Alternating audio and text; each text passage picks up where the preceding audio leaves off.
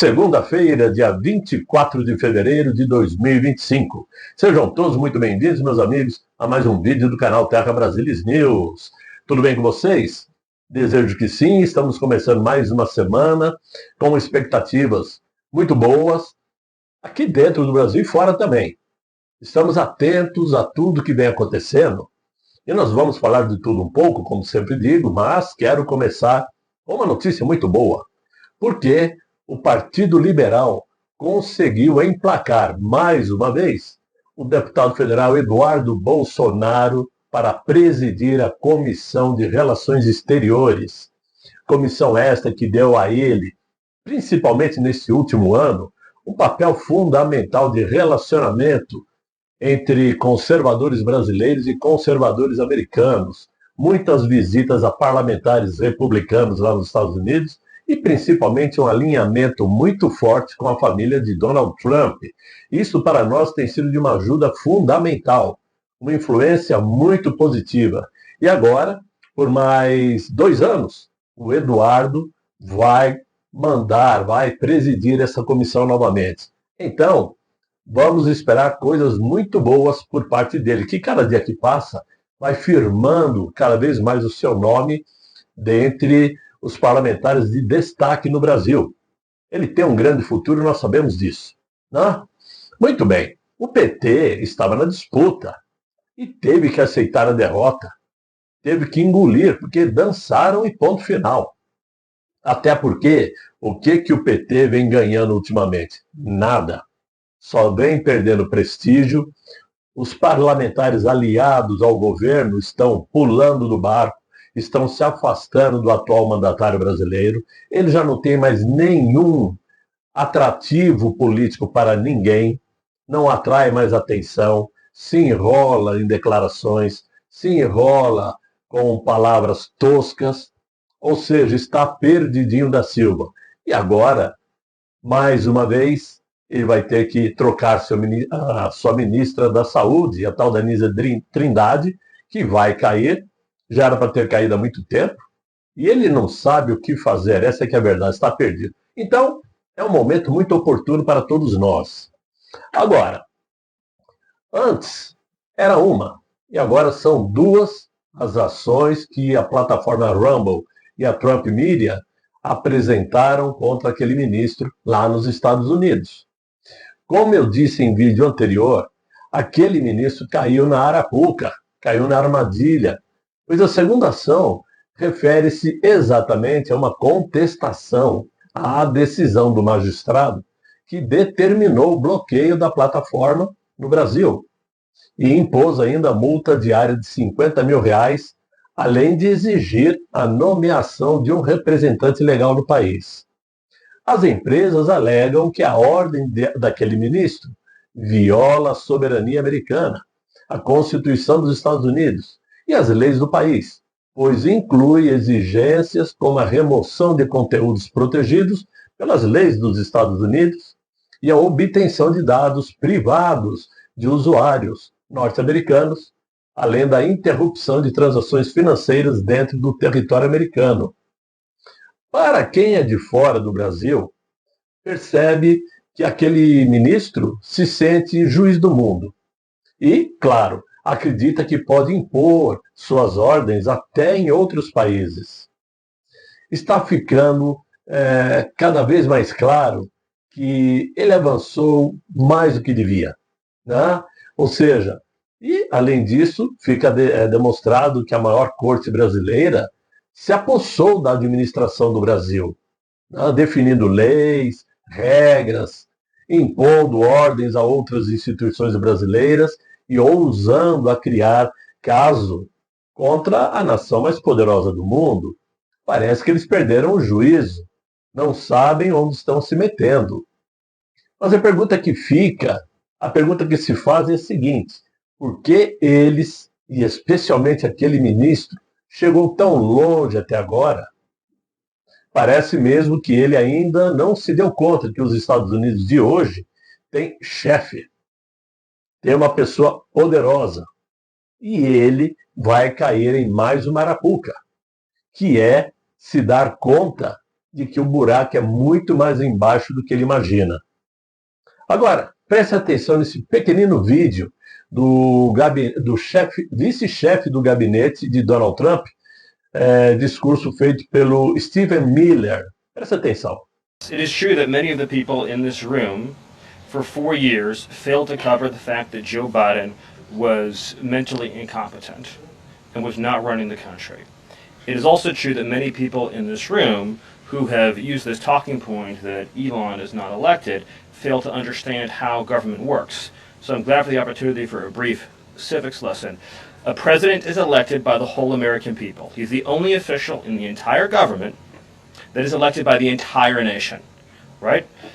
Judges are appointed, members of Congress are elected at the district or state level, which is one man. And the Constitution, Article 2, has a clause known as the vesting clause, and it says the executive power shall be vested in a president, singular. The whole will of democracy is imbued into the elected president. That president then appoints staff to then impose that democratic will onto the government. The threat to democracy, indeed the existential threat to democracy, is the unelected bureaucracy of lifetime tenure civil servants who believe they answer to no one, who believe they can do whatever they want without consequence, who believe they can set their own agenda no matter what Americans vote for. So Americans vote for radical FBI reform, and FBI agents say they don't want to change. Or Americans vote for radical reform on our energy policies, but EPA bureaucrats say they don't want to change. Or Americans vote to end DEI, racist DEI policies, and lawyers of the Department of Justice say they don't want to change. What President Trump is doing is he is removing federal bureaucrats who are defying democracy by failing to implement his lawful orders, which are the will of the whole American people. Muito bem. Eu acho que é um recado dado, né? Mas claro que isso é impossível.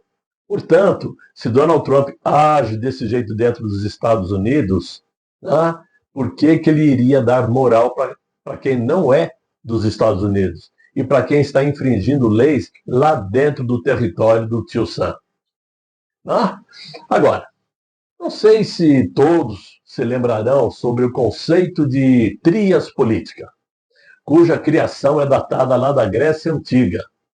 A teoria que trata da separação dos poderes de Montesquieu, na qual se baseia a maioria dos estados modernos, né? E que aponta a distinção dos três poderes, o executivo, o judiciário e o legislativo.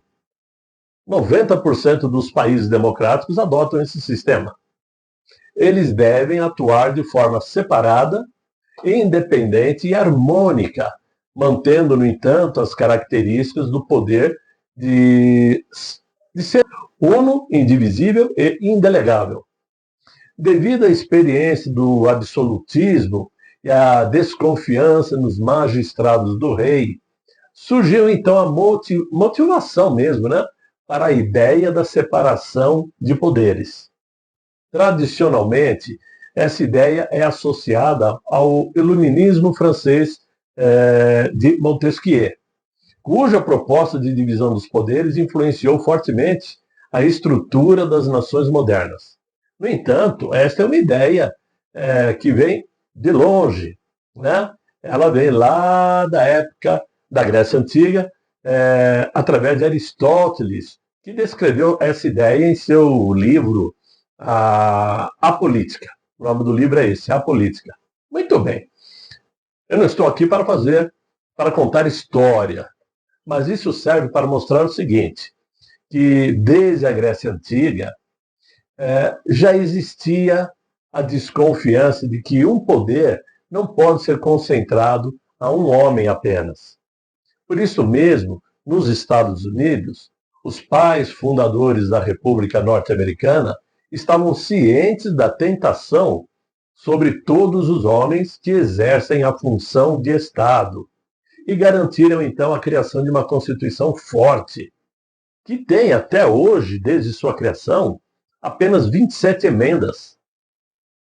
Os Estados Unidos escreveu apenas uma Constituição, com 27 emendas. Aqui no Brasil já se perdeu as centenas de decretos que existem em nossa Constituição. No nosso caso, aqui no Brasil, a mesma Constituição americana, por exemplo, seria rasgada e pisoteada do mesmo jeito. Já que aqui o Brasil se transformou numa terra sem lei, onde querem prender o mocinho para que os bandidos usem a estrela de xerife. Por esse motivo, temos que enaltecer palavras de quem tenta preservar nossos direitos em qualquer sociedade. Veja esse outro pequenino vídeo da grandíssima Giorgia Meloni. Preste atenção. Thank you, Matt. Thank you, Mercy. And good morning, CPAC. How are you? Thank you very much for this opportunity to greet you, your guests, and above all, the incredible people of CPAC. Because, my friends, I still believe in the West. Not just as a geographical space, but as a civilization. A civilization born from the fusion of Greek philosophy, Roman law, and Christian values. A civilization built and defended over centuries through the genius, energy, and sacrifices of many. When we say West, we define a way of understanding the world where the individual is central, life is sacred, all men are born equal and free, the law applies equally to all, sovereignty belongs to people, and freedom comes before everything else. Muito bem. Esse é um exemplo claro de quem pensa em seu povo, de quem não tem medo de lutar e de bater de frente com outras nações de sua própria Europa. Ou seja, não tem medo. É uma governante que realmente estima a prestação de serviço que faz. Ela se espelha muito em Margaret Thatcher. E isso é o que falta no Brasil, falta no mundo, aliás, né? Principalmente na Europa.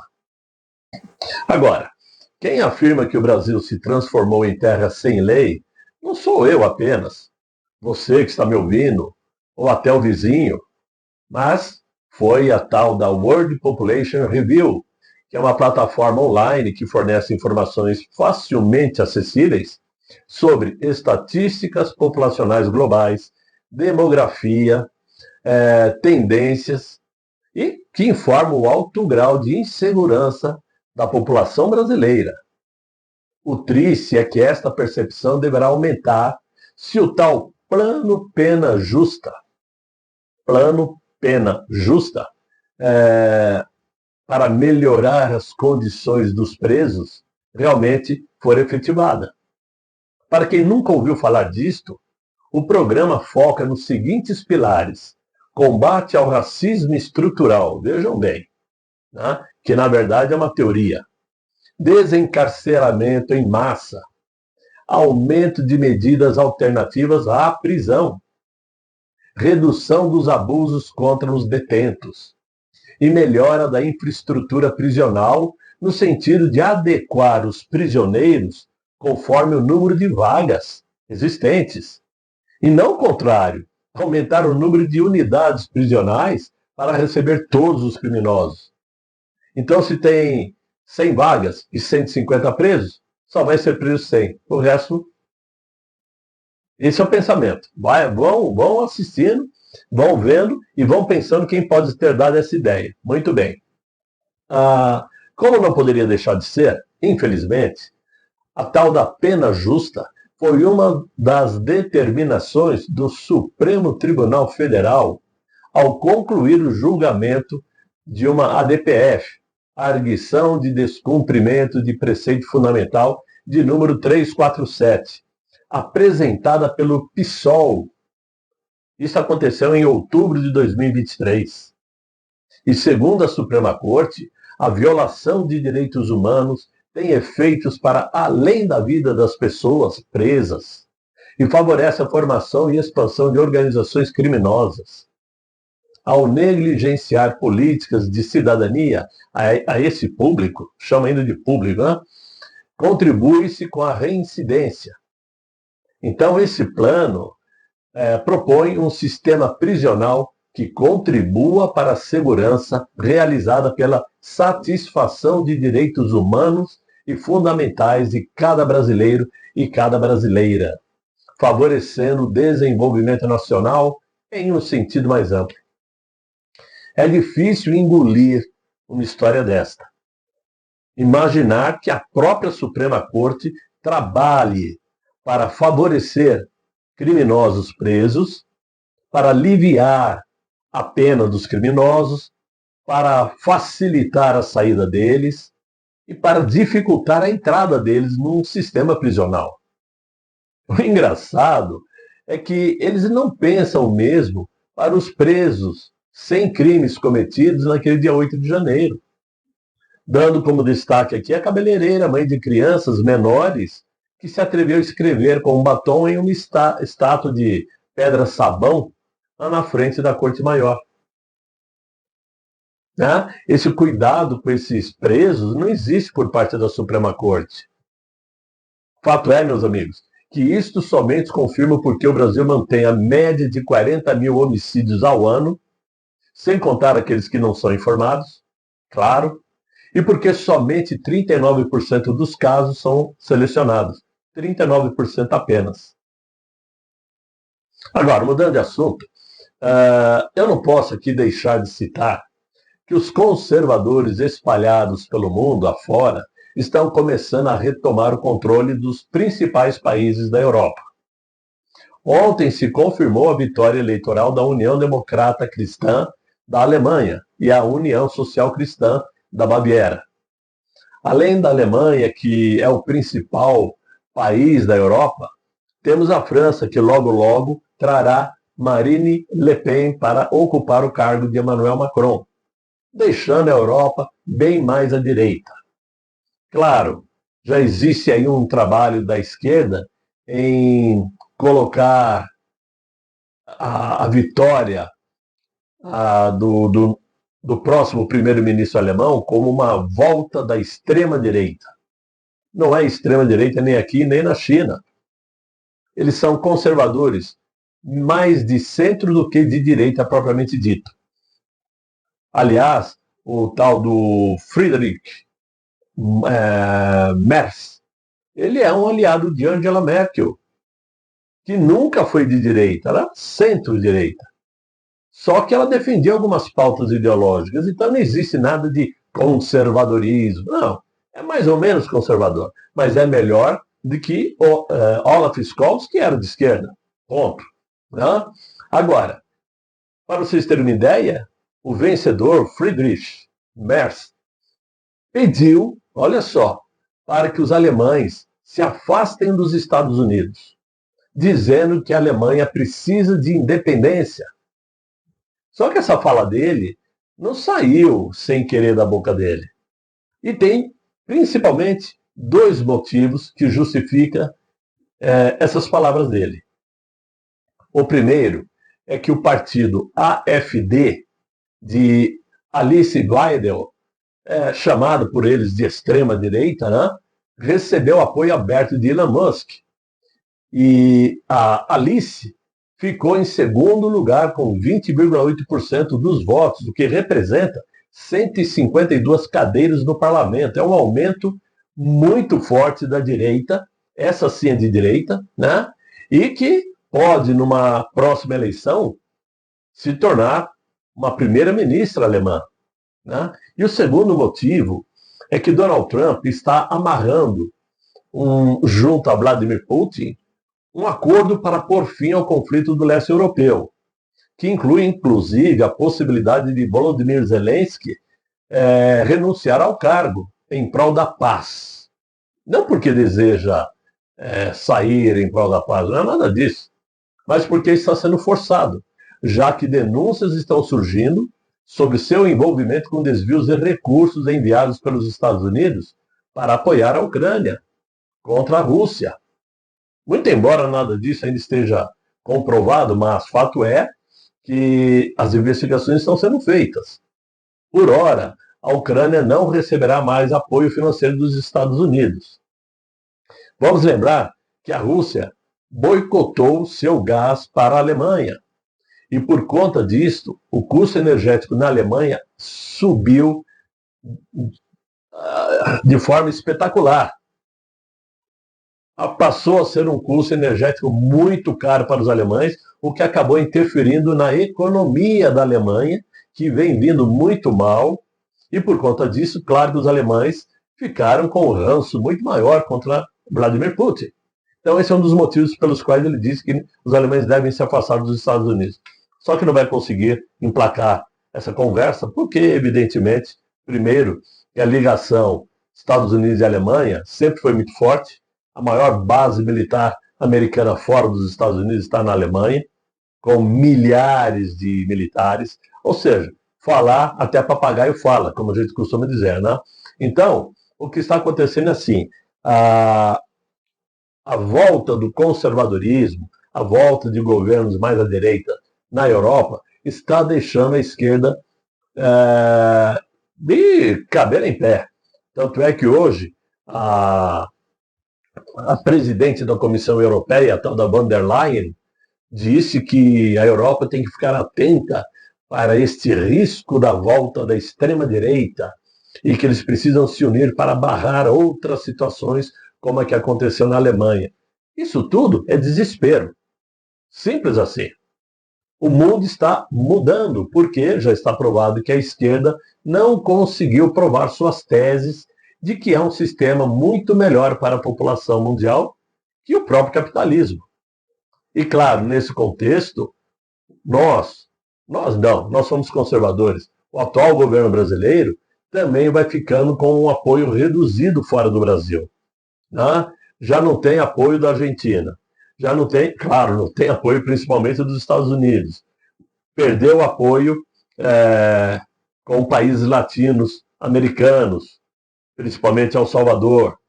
Vai perder apoio na Alemanha, fatalmente. O Macron, por sua vez, vai ter que reescrever a maneira de como deverá proceder daqui por diante, porque quem está no governo americano é Donald Trump, ele não vai poder gritar grosso, dizer que vai fazer ou deixar de fazer, querendo agora capitanear a força da OTAN, sendo que quem comanda a OTAN é os Estados Unidos. Os Estados Unidos é o maior contribuinte financeiro da OTAN, é o maior exército do mundo, maior força militar do mundo. Não é o Macron que vai querer capitanear a OTAN, que, por outro lado, também está perdendo o interesse na interferência desse conflito no leste europeu. Porque se Donald Trump tomou a frente, quem deles vai querer interferir e comandar uma outra forma de negociação? Ou eles vão chamar o inquilino do Palácio do Planalto para sentar numa mesa com uma cervejinha e resolver a questão? Claro que não. Então, meus amigos, tudo isso é motivo para que a gente continue animado, acreditando realmente numa mudança, numa virada a favor da direita, e claro, torcendo para que tudo isso interfira aqui, tanto para elegermos o maior número de parlamentares em 2026, na Câmara e no Senado, e para protegermos o nosso presidente Jair Messias Bolsonaro, tirá-lo das garras daquele ministro que, aos poucos, vai se afundando na lama que ajudou a criar. Ok?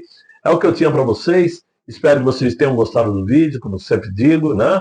Não se esqueçam de deixar os likes no meu canal, nesse vídeo, de se inscreverem no meu canal, ajudarem, contribuírem aqueles que puderem. Tudo isso vai fazer o canal crescer, continuar nessa caminhada, ok?